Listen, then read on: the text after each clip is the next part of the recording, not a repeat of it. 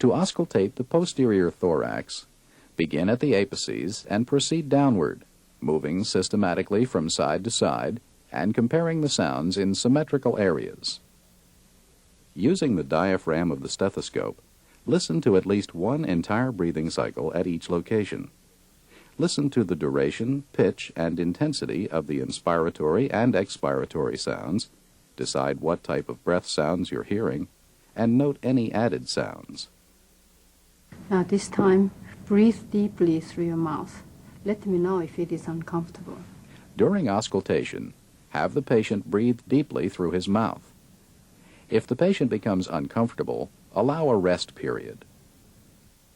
Now let's listen as the examiner auscultates.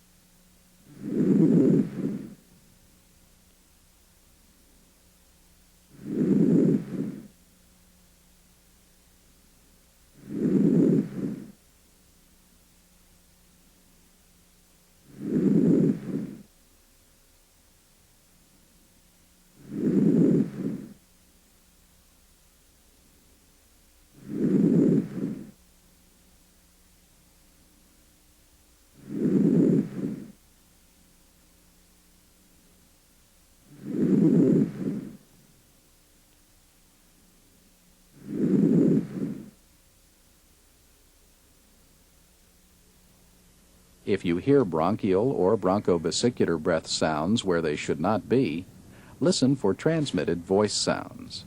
Now I want to say 99, please. While auscultating the chest, ask the patient to say 99. 99. Voice sounds that are louder and clearer than normal are called bronchophony. 99. This time, would you say E? Then have the patient say E. E. When E sounds like A and has a nasal quality, egophony is present. E.